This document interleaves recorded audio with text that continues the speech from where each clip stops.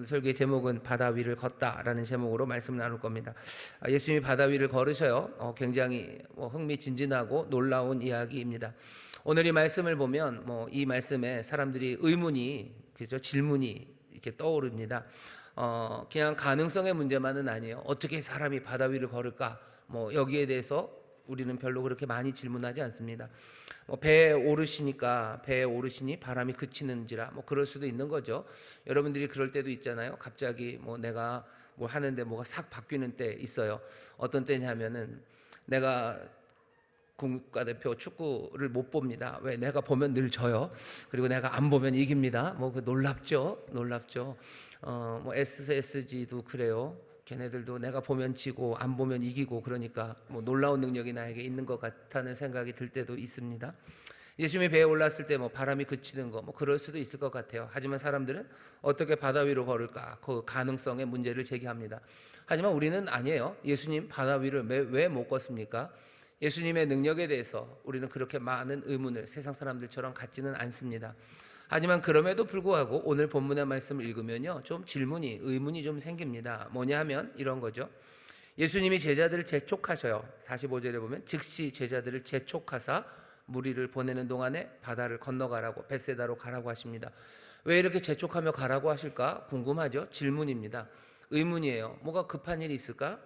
마가복음 말씀을 아무리 읽어봐도 급한 일이 별로 없는 것 같아요. 예수님 제자들 다 보내시고 또 아주 천천히 그 많은 무리들, 남자만 5천 명이 되는 무리들과 다 작별하시고 산으로 기도하러 가셨어요.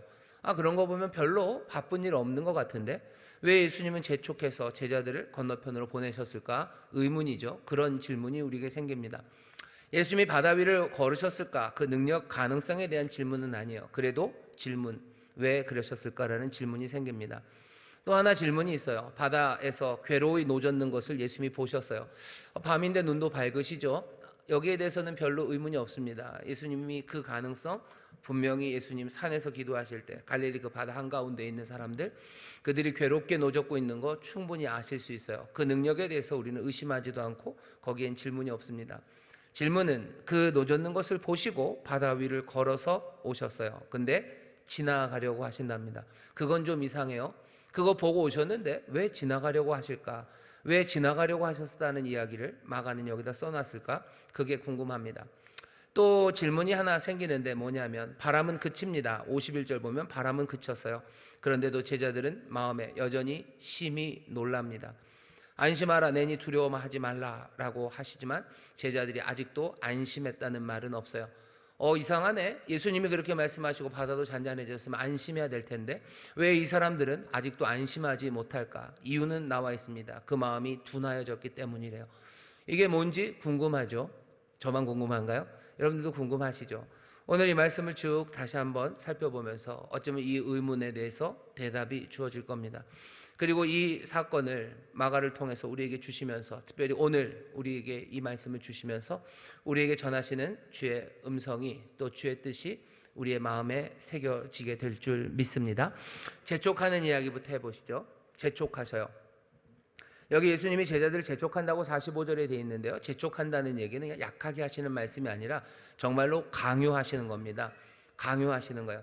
강요한다는 건 늘 그렇죠. 보통 사람들의 의지와 반하는 겁니다. 제자들은 건너가고 싶지 않다는 거예요. 근데 예수님이 재촉해서 건너가게 하십니다. 예수님이 그렇게 재촉할 때는 뭔가 긴급함, 촉박함 이런 게 있어야 되지만 그 상황에서는 잘 보이지 않습니다. 게다가 오늘 말씀을 잘 읽어보면, 앞에서부터 천천히 읽어왔다면 여기 예수님이 재촉하는 게 좀 이상합니다. 왜냐하면 이 사람들이 이 바다 건너로 온 이유가 일종의 휴양하러 온 것이었기 때문입니다. 힘들고 어려워서 지쳐서 왔죠. 우리가 읽은 본문 조금 앞에 30절을 보면요, 사도들이 예수께 모여 자기들의 행한 것과 가르친 것을 낱낱이 고하니 이렇게 돼 있어요. 자기들이 행한 것이 있어요. 뭘 행했냐면 예수님이 6장 그 앞에 보시면 6장 7절에 보시면 제자들을 보내십니다. 둘씩 보내서요, 일하러 보내요. 귀신 쫓아내고 병든 사람들 고치라고. 제자들은 그렇게 돌아다니면서 아마 그 갈릴리 근처에 있는 동네들, 조그만 마을들, 아마 그 집집마다 돌아다니면서 병 고치고 또 살피고 그들에게 많은 귀신을 쫓아내며 또 12절 보시면 회개하라고 전파합니다. 제자들은 수고했어요. 그 여러 고을들을 얼마나 떨립니까? 그래도 주님이 보내시고 주님이 권세를 주셨으니 병 고치고 회개하라는 복음을 전파하고 귀신 쫓아내는 그 일을 합니다. 그 일을 하고서 돌아온 겁니다. 그게 30절이에요. 그러니 힘들죠. 뭐 갈 때 뭐 럭셔리로 간 거 아닙니다. 지금도 여행한다는 거, 집 떠나면 고생이죠. 근데 이 사람들 뭐 그 당시에 뭐 그렇게 많이 편한 뭐 여행객들을 위한 게 있지도 않아요. 가는 곳마다 뭔가 좀 눈치 봐야 되고 낯선 동네에 가서 뭐 힘들게 어렵게 그렇게 복음을 증거하고 왔습니다. 사도들이 예수께 모여 자기들의 행한 것과 가르친 것을 낱낱이 보아니 31절입니다. 이르시되 너희는 따로 한적한 곳에 와서 잠깐 쉬어라 하시니 이는 오고 가는 사람이 많아 음식 먹을 겨를도 없습니다. 그렇게 수고하고 왔어요. 근데 너무 예수님 주변에 사람이 많죠. 그러니 예수님도 잠깐 쉬라고, 자 이제 좀 쉬자라고 얘기하셨습니다. 32절, 이에 배를 타고 따로 한적한 곳으로 가셨어요. 그러니 뭐 리트릿이라고 그러죠. 뒤로 좀 물러난 겁니다. 물러나서 수고한 제자들과 함께 조금은 쉬러 바다를 건너가셨죠. 그렇게 바다를 건너갔는데 사람들이 예수님을 가만두지 않으신 겁니다. 33절 보면 그 가는 것을 보고 많은 사람이 저희인 줄 안지라 모든 고을로부터 도보로 그곳에 달려와 저희보다 먼저 갔더라. 예수님은 배를 타고 가시는데요. 사람들은 예수님이 배를 타고 건너가는 거 보고 여러 고을에서 도보로 걸어서 예수님에게 옵니다. 호수를 배로 가는 게 훨씬 더 편하고 빠를 거예요. 근데 사람들은 그냥 달려서 예수님 앞에 나왔어요. 예수님도 피곤하고 제자들도 피곤합니다. 그래서 쉬러 가셨는데 사람들이 그렇게 도보로 달려 나온 것을 보고 예수님 가만히 계실 수는 없죠. 이 사람들에게 많은 것들을 가르칩니다. 이것저것 여러 가지를 가르치셔요. 그리고는 어떻게 되죠? 해가 저뭅니다. 예수님도 피곤하고 제자들도 피곤해서 갔던 그 길에 도보로 달려온 사람들은 얼마나 피곤합니까? 해가 저물 때까지 그 말씀을 전한 예수님은 또 얼마나 피곤합니까? 그렇게 지친 상황에서, 배고픈 상황에서 예수님은 그들을 그냥 보내지 않으셔요. 제자들은 보내라고, 이제 좀 보내라고, 우리도 좀 쉬자고. 그런데 제자들의 말 대신에 우리가 알고 있는 그 유명한 오병이어의 기적이 여기서 펼쳐집니다. 오병이어가 펼쳐졌어요. 그래서 이제 사람들은 배불리 먹고 집으로 돌아갈 수 있습니다. 제자들은 어떻게 하고 싶어요? 이젠 정말 쉬고 싶죠. 이젠 정말 쉬고 싶습니다. 쉬러 왔던 그곳에서 놀라운 일을 했어요. 그러니 사실은 마음은 더 뿌듯합니다. 전도하고 그리고 또 회개의 복음을 전하고 사람들 고치고 귀신 쫓아낸 일, 보람찬 일 했고요. 수고한 일 했습니다. 그러니 쉬고 싶어요. 쉬고 싶어 간 곳에서 또 한 번 다시 놀라운 은혜, 능력, 기적을 체험했죠. 그러니 그냥 영혼과 육신에 그냥 만족함이 가득합니다. 뿌듯함이죠. 정말로 뿌듯하죠. 그리고 예수님 오병이어 뭐 남을 정도로 먹게 하셨어요. 그러니 배도 부르고 모든 것들이 다 이루어진 것 같은 느긋한 시간 보낼 수 있는 바로 그 자리입니다. 포만감, 성취감, 뿌듯함, 이 모든 것들을 천천히 느껴야 되는 바로 그 시간에 마가복음에 계속해서 나오는 특별한 단어가 하나 있습니다. 뭐냐면 헬라어로 유투스라는 거예요. 유투스 그러면은 뭐 immediately 그런 겁니다. 즉시로예요. immediately 그러면 미디어가 없는 거죠. I am 부정하는 거예요. 미디어 뭐 중간에 매개가 없어요. 그냥 중간에 있는 거 없이 바로 건너가는 이 유투스입니다.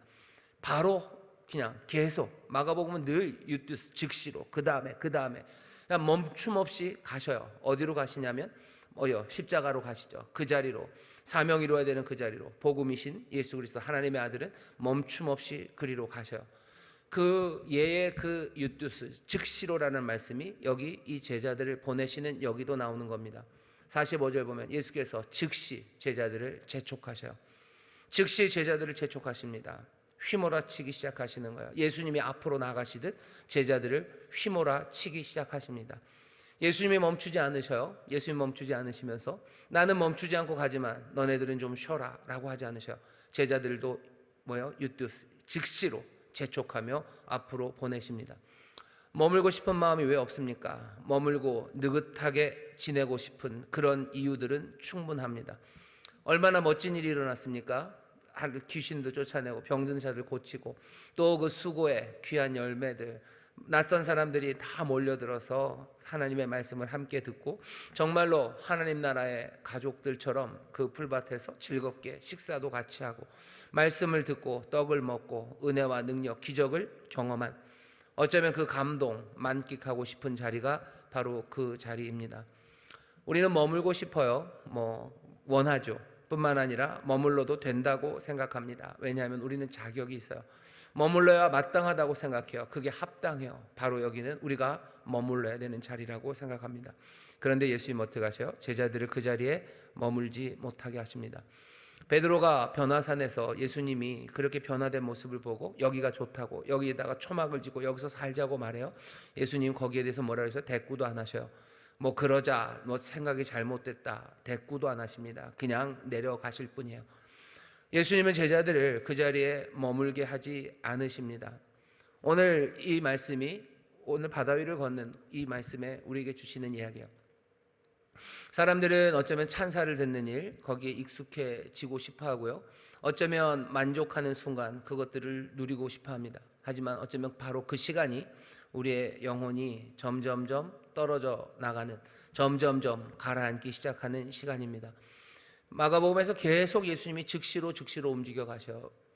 이거 같습니다. 뭐라 해야 되나요? 소금쟁이가 물 위에 떠 있는 것 같기도 하고, 물 위를 걷는 도마뱀들이 있어요. 거기 보면 한 발, 그 다음 발, 그 다음 발, 그 다음 발 계속해서 움직여서 물 위를 걸으시죠.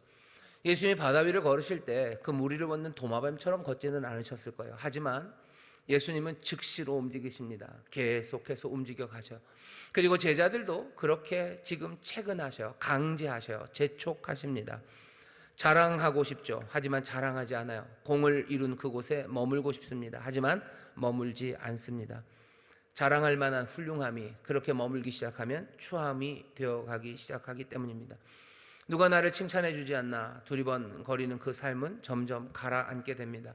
내가 할 만큼 했다라고 해서 거기에 안주하고 싶어하면 그때부터 문제가 심각해집니다. 예수님은 재촉하시고 앞으로 나아가라고 하십니다. 오늘 여기 이 저녁에 나온 우리 성도 여러분들은 그래도 주를 향해서 더 뜨거운 마음과 주를 향해서 헌신하는 많은 분들이 오셨다는 걸 제가 압니다. 아마 이만큼 했으니, 내가 이제껏 이만큼 했으니 이제는 뭐 해야 돼요? 나는 이제 안주해야 되고, 이제는 내가 이것들을 만끽해야 되고, 사람들이 칭찬해주면 까짓것 칭찬도 좀 받고, 사람들이 칭찬해주지 않더라도 나 스스로 내 안에 만족감이 있는 거죠. 내 안에 뿌듯함이 있는 거죠. 여기서 누리고 싶은 생각들, 내가 하나님 앞에서 은혜를 누리고 기쁨을 누리고, 그럼 여기서 계속해서 머물고 싶은 생각들, 그 생각들이 있습니다. 하지만 예수님은 제자들을 그 자리에 머물지 못하게 하셔 재촉해서 앞으로 나아가게 하십니다. 이거 너무 힘들지 않습니까? 아니요. 여러분들 자전거 타는 것과 비슷해요. 자전거는 페달을 계속 돌려야 되는 건 아닙니다. 페달 계속 돌리면 좀 위험해요. 가끔은 페달이 설 때도 있지만 그래도 바퀴는 계속 굴러가야 돼요. 우리가 하나님의 은혜로 살아갑니다. 하나님 우리에게 안식을 주셔요. 하나님 우리에게 평안을 주십니다. 그것이 우리로 하여금 안주하고 주저앉고 거기서 그냥 만족하고 머물러 있게 하려는 평안, 그런 안식은 아닙니다. 우리에게 안식을 주고 평안을 주시는 건 다음 발을 즉시로 내딛게 하기 위해서요. 주님이 우리에게 생명을 주시는 이유는 우리로 걸어가게 하기 위해서지 우리로 주저앉게 하기 위해서는 아닙니다. 오늘 이 밤에 하나님이 오늘 이 말씀을 주셔요. 이 말씀이 여러분들에게 어떻게 들려질지는 제가 다 알 수 없습니다만 주께서 이 말씀을 우리에게 주시니 여러분들, 예수님이 재촉하신다는 이 말씀이 여러분들에게 들려올 때 어쩌면 내 만족감에, 뿌듯함에, 어쩌면 내가 그것들을 원해서 주저앉는 삶, 그 삶에서 다시 한번 주의 재촉하심 따라 발걸음을 옮겨가시기를 주의 이름으로 축원합니다. 예수님은 어디로 보내셔요? 벳세다로 보내십니다. 벳세다가 이게 뭔데 왜 벳세다로 보내실까? 벳세다에서 무슨 약속이 있었을까? 그 뒤에 보면 벳세다에서 뭔가 중요한 사건이 있었을까? 아니요, 그런 건 잘 보이지 않습니다. 근데 왜 벳세다로 보내실까? 그냥 그 이름이 좀 중요했었을 것 같다는 그냥 추측입니다. 왜냐하면 여기 그 이유가 나와 있지는 않아요. 벳세다라는 그 이름 자체가 무슨 뜻이냐면요, 벳 그러면 집이라는 뜻입니다. 그래서 여러분 구약 성경을 읽다 보면 벳이 나오면요 거의 다 집이에요. 그래서 베들레헴, 베델 그러죠. 벳엘 그러면 엘은 하나님이에요. 베델 그러면 하나님의 집입니다. 베들레헴 그러면 벳레헴이에요. 레헴이 떡이에요. 그래서 떡집이죠. 벳세다 할 때 벳, 세대는 뭡니까? 사다이에요. 사다이는 어부입니다. 어부, 무슨 낚시하다 아니면 뭐 사냥하다 이런 뜻입니다. 그러니 벳세다는 무슨 뜻이겠어요? 어부들의 집이죠. 어부의 집, 낚시하는 사람의 집, 사냥하는 사람의 집, 뭐 이 이름의 뜻이 좀 그렇습니다.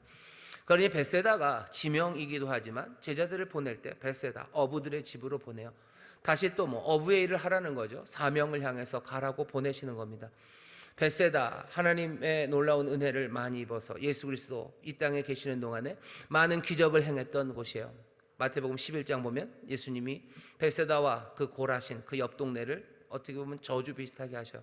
너희들 왜 그러냐는 거죠. 너희처럼 그렇게 많은 하나님의 은혜를 입은, 하나님의 놀라운 기적을 베푼 고을이 어디 있냐. 그런데도 너희가 회개하지 않는다고 벳세다와 그리고 고라신을 향해서 예수님이 하셨던 말씀이 있습니다.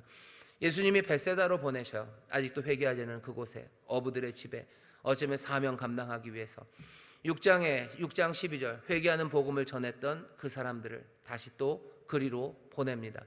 보냈던 명령은 멈춰지지 않았어요. 갔다. 그리고 이제 고만 가라고 하지 않으셨어요. 6장 12절에 보내셨고 여기 6장 45절에 다시 또 벳세다로 보내십니다.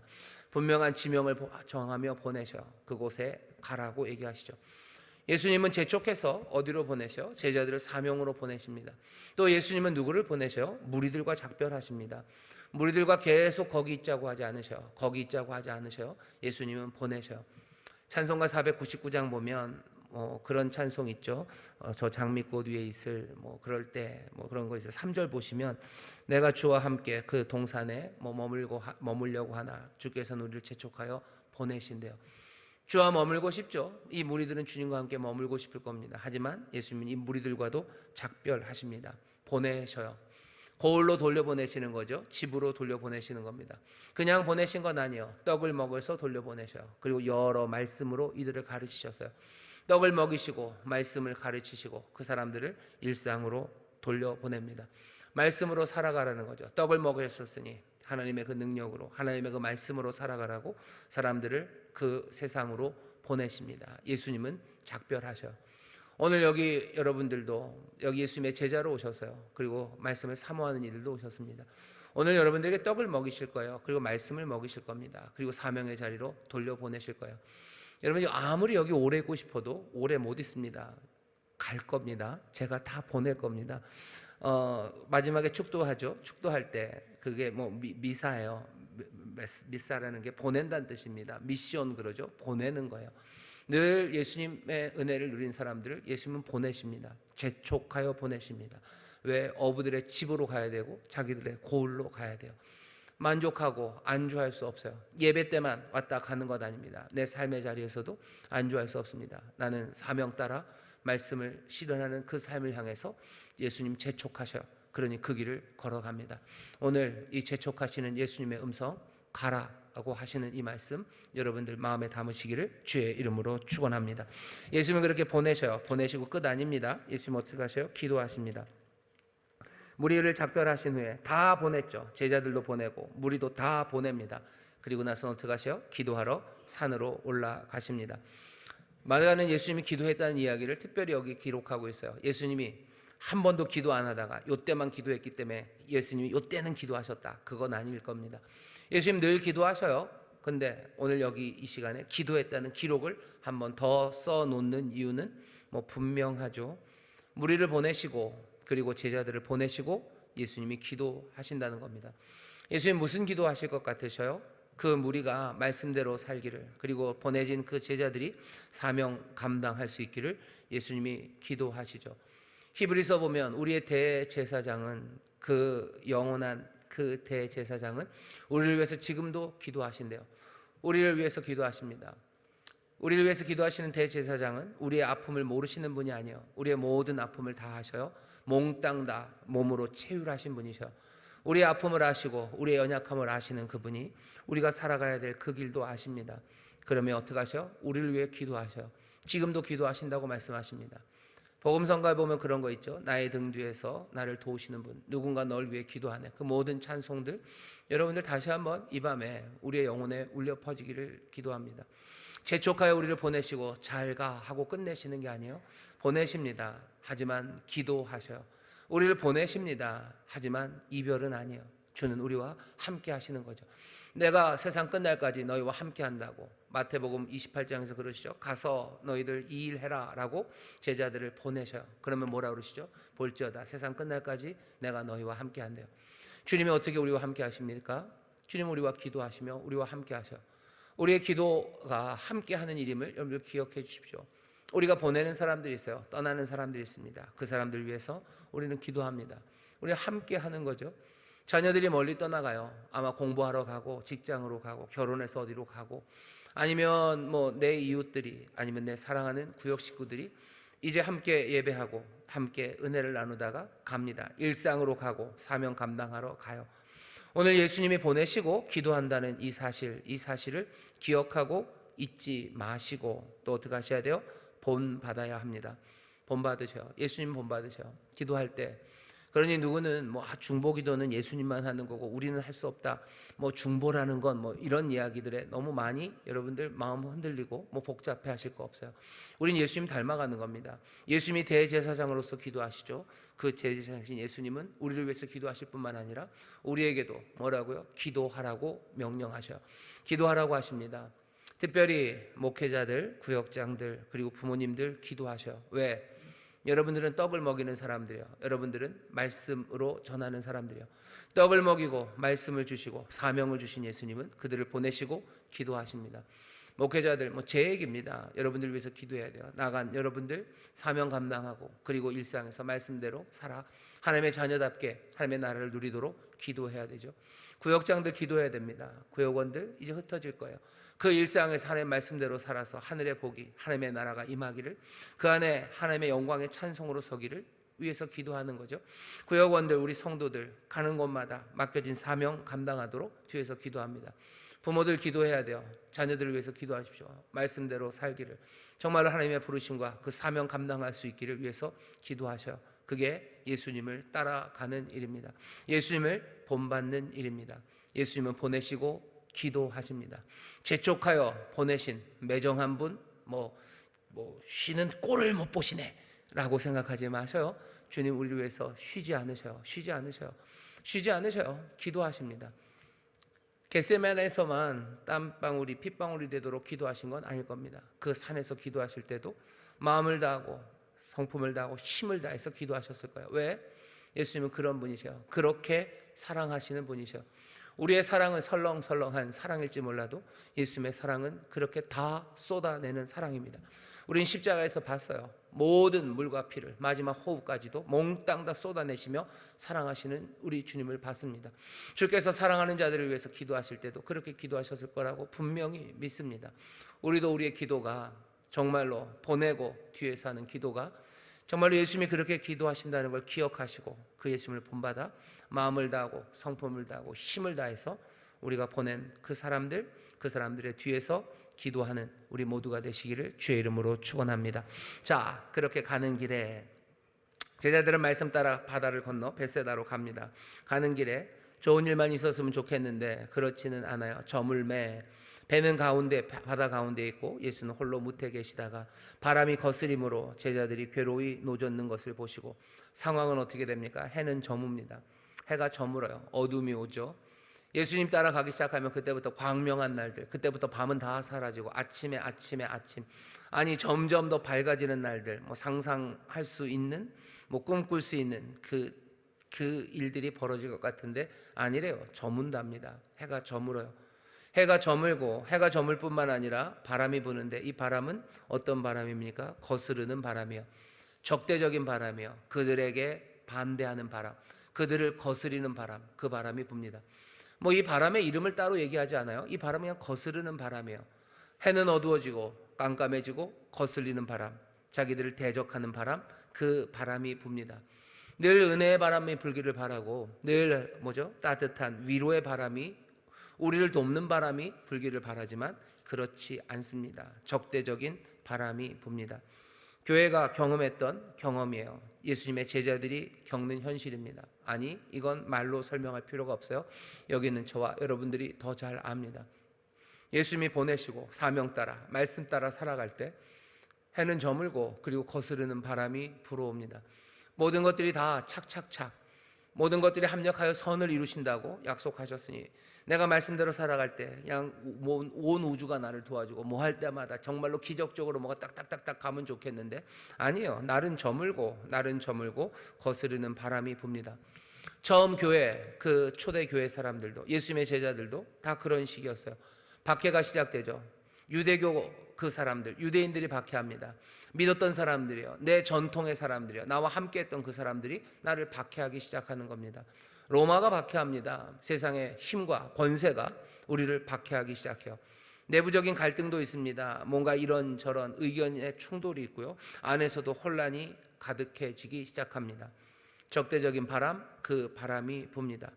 바람이 불면 어떡합니까? 괴로이 노를 젓는 거예요. 포기할 수는 없죠. 그러니 어떻게 해요? 괴롭게 노를 져요. 이렇게 괴롭게 노를 젓는다는 건 뭐 고문당한 듯 당하는 것처럼 고문당하는 것 같아요. 그러면서도 노를 저어갑니다.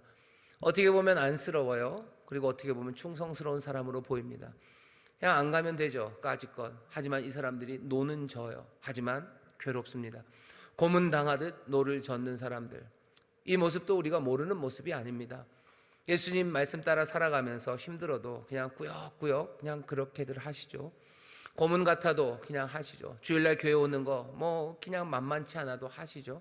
내 삶을 헌신하는 거, 봉사하는 것, 하나님 앞에 물질을 드리는 것, 내게 맡겨진 여러 가지 봉사처를 내가 지키는 것, 내가 그것들을 노를 저어갑니다. 하지만 어떻게 노를 져요? 괴로이 노를 져요. 고문당하듯 그 노를 저어갑니다.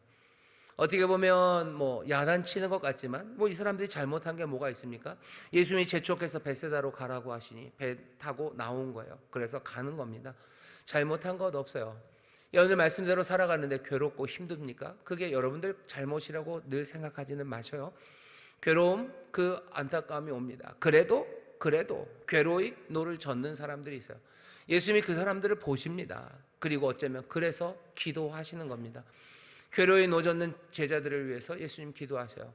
이야기는 없지만 이 작별한 무리들도 말씀대로 살아갈 때 예수님이 가르치신 여러 가지 말씀, 그 말씀을 붙잡고 살아가기 시작할 때 마찬가지로 이제는 없었던 괴로운 노젓기가 시작되었을 거예요. 해는 저물고 거스르는 바람은 불고 괴롭게 노젓기 시작하죠. 그러니 예수님은 그들을 위해서 기도하는 겁니다. 목회자들 그렇게 기도해야 돼요. 부모님들 그렇게 기도해야 돼요. 구역장님들 그렇게 기도해야 돼요. 서로가 서로의 등을 봐주는 사람들 그렇게 기도해야 됩니다. 내 사랑하는 형제 누구누구가 괴로이 노를 져야 되는, 거스르는 바람 불고 어두워지는 그 시절에 괴로이 노를 졌습니다. 주여 도우시옵소서. 주여 도우시옵소서. 마음을 다하고 성품을 다하고 힘을 다해서 기도해야 됩니다. 예수님이 그들을 보셔요. 그들을 보십니다. 그러고는 어떻게 하셔요? 바다 위를 걸어 제자들에게 가십니다. 어떤 것도 예수님을 막을 수 없어요. 웬만하면 예수님을 막을 수 없습니다. 무엇이 예수님을 막겠습니까? 바람이는 바다, 바다가 막습니까? 바다 못 막습니다. 예수님은 바다 위를 걸어 제자들에게 가십니다. 그런데 보면 지나쳐 가려고 하시죠. 다시 읽어보겠습니다. 48절부터입니다. 바람이 거스림으로 제자들이 괴로이 노젓는 것을 보시고 밤 사경 즈음에 바다 위로 걸어서 저희에게 오사 지나가려고 하시매 제자들이 그의 바다 위로 걸어오심을 보고 유령인가 하여 소리 지르니, 누군가 걸어오십니다. 그거 보고 제자들은 뭐래요? 유령이라고 하여 소리를 질러요. 적어도 예수님이 왜 지나쳐 가려고 하셨을까? 그건 잠깐 놔두셔요. 근데 분명한 건 뭡니까? 왠지 모르지만 제자들은 왜 지나쳐 가려고 하는지 모르겠지만 분명한 것은 제자들은 예수님을 알아보지 못합니다. 그냥 단순히 알아보지 못한 게 아니에요. 저분이 누굴까? 저분이 누굴까? 아이고 침침해, 잘 안 보이네, 저분이 누굴까가 아니에요. 어떻게 하는 거죠? 유령인가 하여 놀랍니다. 유령인가 하여 소리를 지릅니다. 뭐 유령인가? 뭐 그 정도가 아니겠죠. 소리 지르는 거. 유령인가? 유령이다 뭐 이러면서 으악 그러는 거예요. 괴로이 노젓던 사람들, 이 사람들에게 예수님이 오셔요. 그런데 상황은 어떻게 됩니까? 훨씬 더 혼란에 빠집니다. 유령이 온 거예요. 안 오셨으면 그냥 괴로이 노를 졌을 텐데 예수님 오시니 유령인가 하여 혼란에 빠집니다. 더 힘들어진 상황이죠. 더 어려워진 상황이죠. 더 우리를 혼란에 빠지게 하는 그런 상황입니다. 상황은 더 악화되는 것처럼 보입니다. 예수님이 우리에게 오시면 우리가 괴로이 노를 젓고 있을 때 주님이 우리에게 오시면 우리의 삶이 혹 다 나아질 것 같지만 그렇지 않아요. 생각을 해보셔요. 만약에 예수님이 우리에게 오시면, 그렇게 오시면 힘들게 신앙생활하는 우리에게 오시면, 괴롭게 노를 젓는 우리에게 오시면 우리는 예수님을 알아보겠습니까? 예수님이 예수님이구나 하고 우리가 그냥 단박에 평안이 옵니까? 여기 제자들은 아니에요. 왜 아닙니까? 예수님을 유령이라고 생각했어요. 유령은 뭐죠? 뭔지 모를, 이게 뭔가 싶은 거야. 이게 뭔지 아직도 모르겠어요. 모를 뿐만 아니라 유령이라고 그러고 놀라는 이유는 나를 해할 것 같은 거죠. 뭔지 모르지만 좋을 것 같으면 아주 방긋 웃으면서 저게 뭘까 할 겁니다. 그냥 크리스마스 때 머리맡에 놓여진 상자 하나가 이게 뭘까 깜짝 놀라지 않아요? 즐겁게 열 거예요.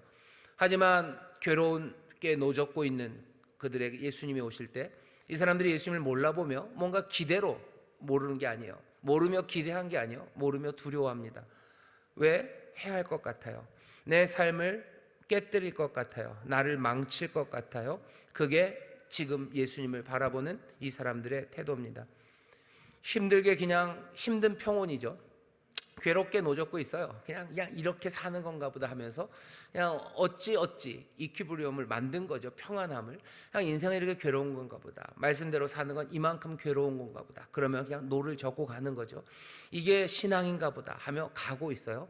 그냥 어떻게 됐든지 만들어진 그냥 안정입니다. 그렇게 지금 노를 젓고 있어요.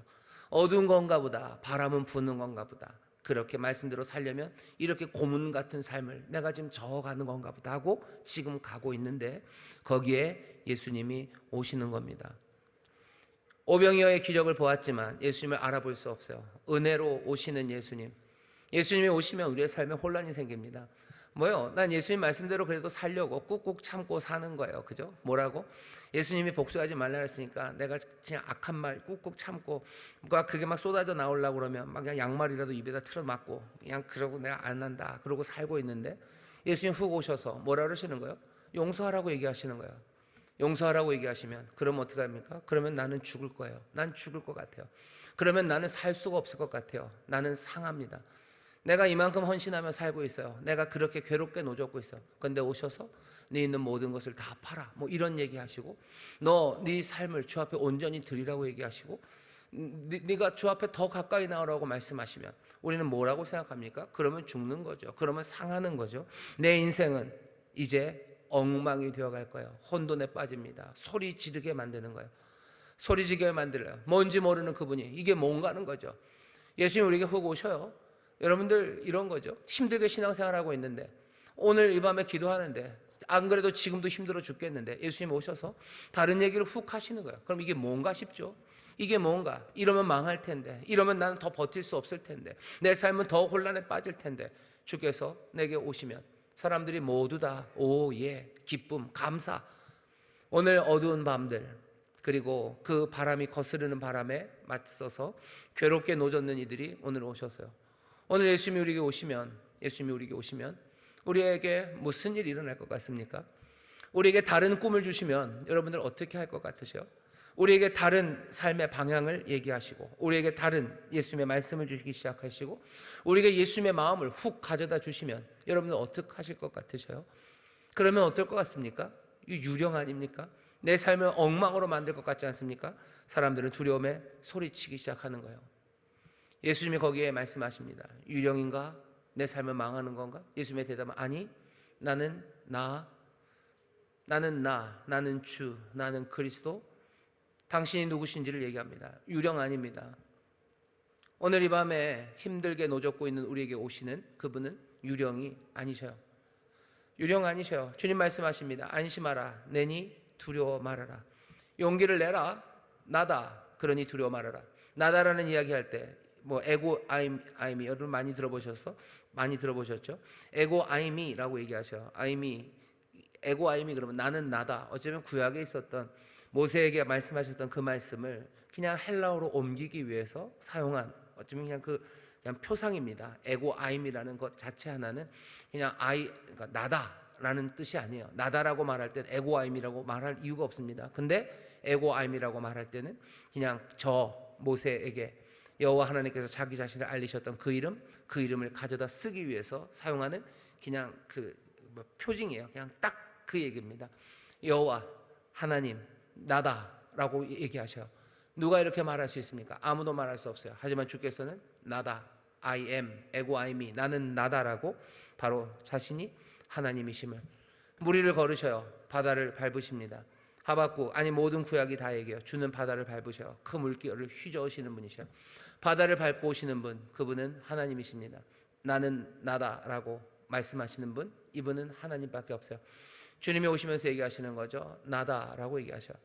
이 나다라고 얘기하시는 분, 여기는 거기서 멈추시면 안 돼요. 나다라고 하시는, 나는 나다라고 하시는 그분은 예수님입니다. 예수님, 이 사람을 모릅니까? 이분을 알아요. 이분은 어떤 분입니까? 이분은 배고픈 사람들을 먹이시는 분이셔서요.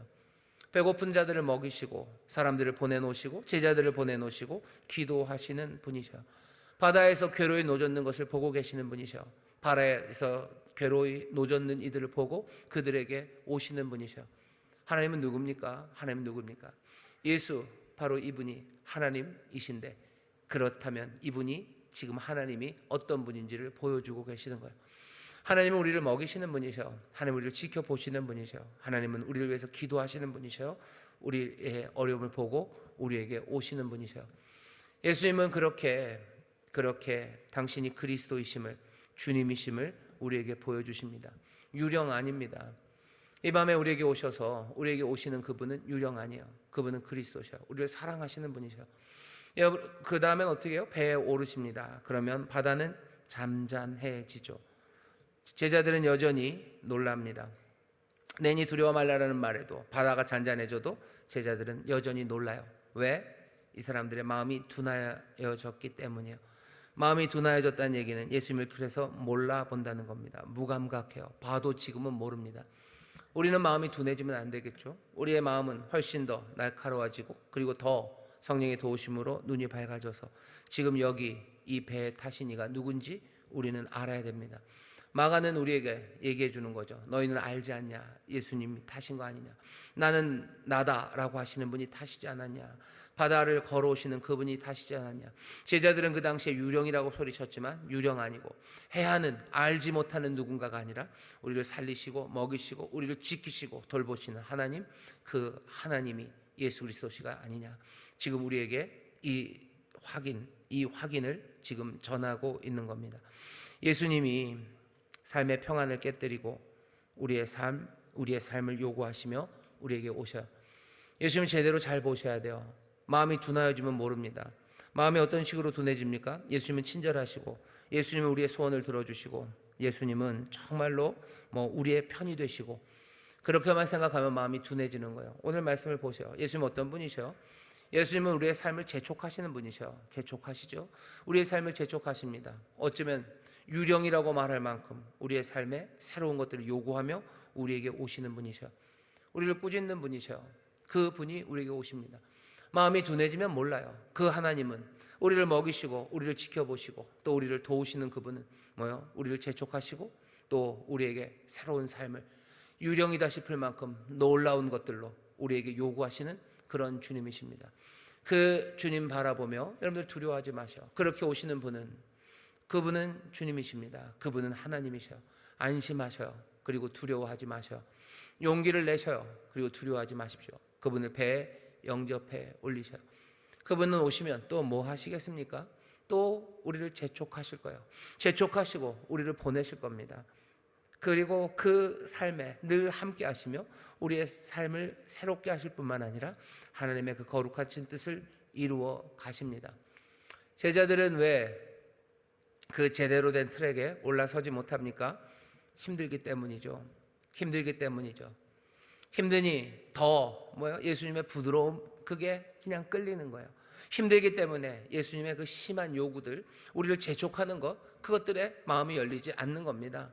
마음이 점점 둔해지는 건 우리의 마음의 둔함, 어쩌면 우리 안에 그냥 있는 유전적인 인생들이, 사람이 하나님의 말씀을 따르기에 어려운 둔함이 있을지 모르지만 그거에 더해서 세상에 여러 가지 힘든 일들이 주님을 영접하기 어렵게 만들어 갑니다. 거스리는 바람이 더 세기 때문이에요. 그러니 어렵죠. 산 넘어 산이고 염려와 근심이 가득한 세상을 우리가 살기 때문입니다. 질병의 문제 있어요. 실패, 여러 가지 실패가 우리에게 있습니다. 관계도 여러 가지 헝클어진 문제들, 감당하기 쉽지 않은 개인적인 문제뿐만이 아니죠. 시대의 어둠들, 시대의 혼돈들, 시대의 그 어둠과 그 바람이 우리에게 불어옵니다. 이 모든 것들이 우리의 마음을 둔하게 만들어요. 그래서 예수님이 제대로 누군지를 모르게 만드는 거죠. 너무 힘드니 예수님은 그냥 우리를 위로하시는 분이었기만 하면 좋겠어요. 너무 지치니 예수님이 우리를 일으켜 세우시기만 하는 분이면 좋겠어요. 하지만 그럼에도 예수님은 우리가 마음이 둔해지지 않기를 원합니다. 우리가 주저앉기를 원치 않으셔요. 재촉하여 앞으로 가게 하시고 사명으로 살아가도록 주님은 우리를 인도하시고 그러면서도 기도하시는 그런 분이십니다. 그러니 밤이 어둡고 우리가 노젓는 것이 고될 때는 어떻게 하셔요? 그냥 어쩔 수 없습니다. 그럴 때일수록 정신 바짝 차리셔야 돼요.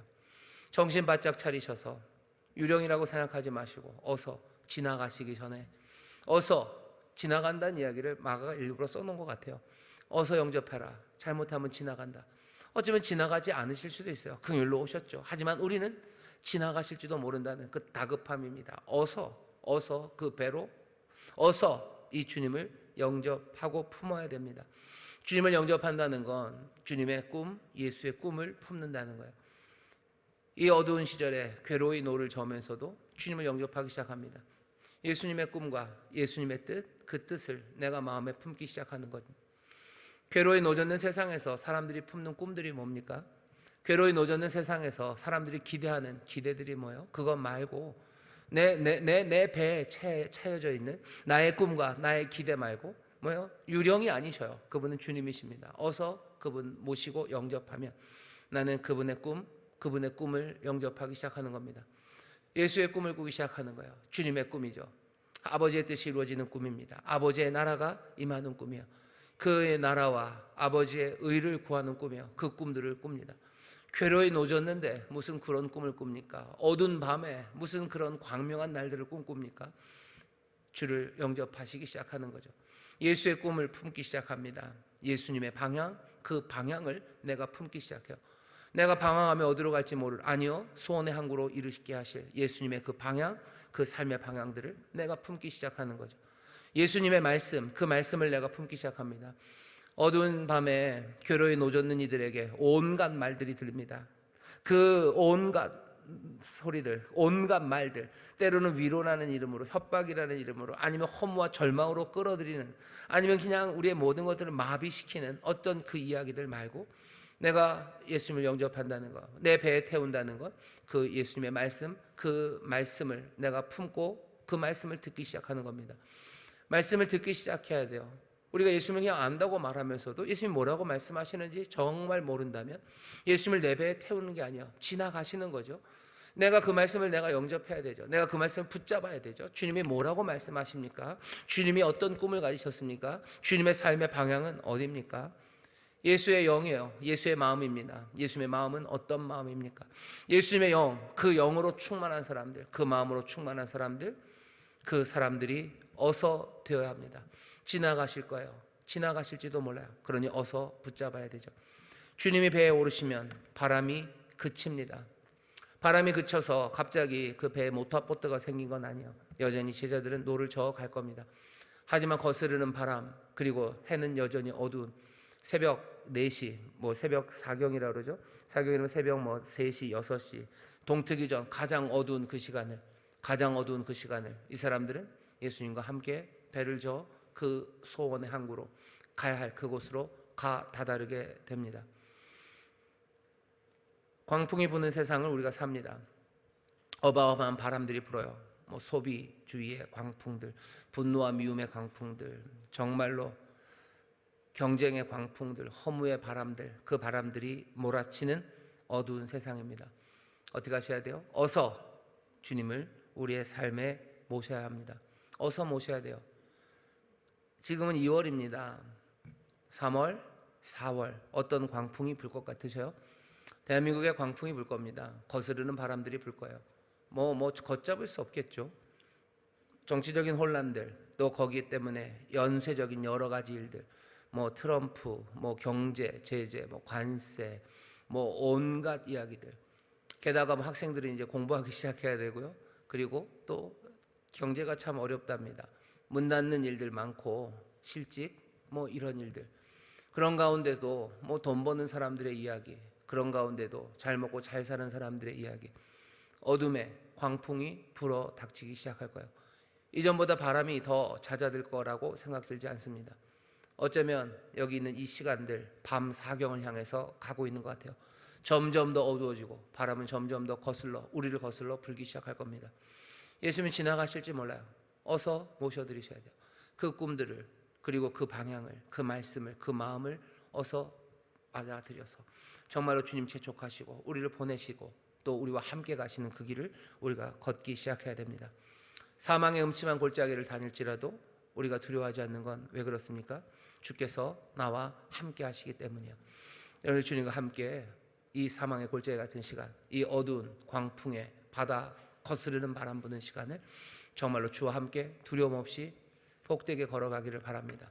주님, 그 놀라우신 주님이 우리와 함께 하셔 어서 모셔드리시고 여러분들 정말로 주 안에서 새로운 삶, 주 안에서 하나님 나라의 백성, 그 평안함과 참된 안식을 누리는 복된 삶을 누리게 되시기를 주의 이름으로 축원합니다. 기도하겠습니다. 하나님 감사합니다.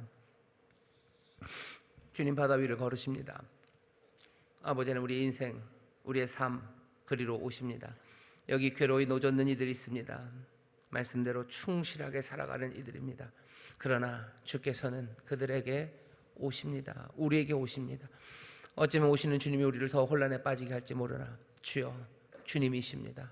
유령 아니고 주님이시니 어서 주님 영접하여 배에 드리고 정말로 잔잔함 그리고 주와 함께하는 든든함으로 아버지 이 세상을 살아가는 하나님의 귀한 자녀들 되게 하여 주시옵소서. 감사드리며 예수님 이름으로 기도하옵나이다. 아멘.